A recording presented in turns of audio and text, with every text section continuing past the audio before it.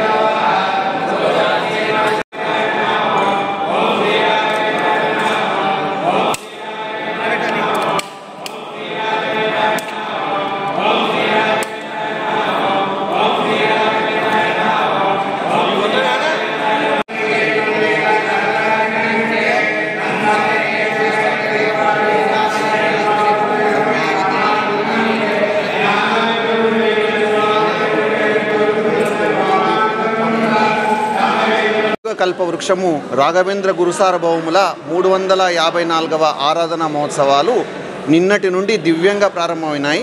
నిన్న అంకురార్పణ కార్యక్రమం, ధాన్య పూజ కార్యక్రమంతో కార్యక్రమాలు మొదలయ్యాయి. ధాన్య పూజ, ధ్వజారోహణ కార్యక్రమం నిన్న జరిగాయి. ఈరోజు పూర్వారాధన కార్యక్రమం, గురుసార్వభౌముల బృందావనానికి అభిషేక కార్యక్రమం జరిగింది. సాయంత్రం రథోత్సవము, పల్లకి సేవ ఉంటుంది.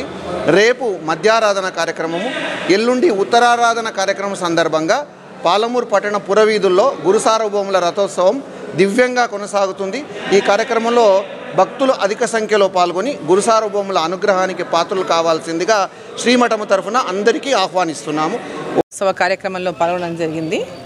సో ప్రతి సంవత్సరం బ్రహ్మాండంగా నిర్వహించినట్టుగానే ఈ సంవత్సరం కూడా 3 రోజులు ఈ కార్యక్రమాన్ని ఇక్కడ నిర్వహిస్తూ ఉన్నారు. సో ఈ 3 రోజులు ఏదైనా ఒక రోజు పాల్గొనాలని మరి గుడి పెద్దలందరూ కోరినటువంటి నేపథ్యంలో ఈరోజు మరి ఇక్కడ ఈ కార్యక్రమాల్లో నేను పాల్గొనడం జరుగుతూ ఉంది. ఎవ్రీ ఇయర్ ఈ యొక్క ఉత్సవాలని, ఆరాధన ఉత్సవాలని చాలా బ్రహ్మాండంగా నిర్వహిస్తారు. పెద్ద ఎత్తున భక్తులంతా కూడా ఈ కార్యక్రమంలో పాల్గొంటారు. సో ఇక్కడ ఈ ప్రాంతంలో ఉన్నటువంటి రాఘవేంద్ర స్వామి యొక్క ఆలయంలో జరిగేటటువంటి ఆరాధనోత్సవాలు పాల్గొన్న ప్రతి ఒక్కరికి కూడా హృదయపూర్వకమైనటువంటి శుభాకాంక్షలు తెలియజేస్తాను. ఈ సందర్భంగా ఆ స్వామి యొక్క ఆశీర్వాదం అందరిపైన ఉండాలని చెప్పి నేను కోరుకుంటున్నాను. ఆలయ అభివృద్ధి కోసం వాళ్ళు కొంత సాయం చేయమని కోరినారు. తప్పకుండా వారికి సహాయక అందిస్తారని చెప్పారు.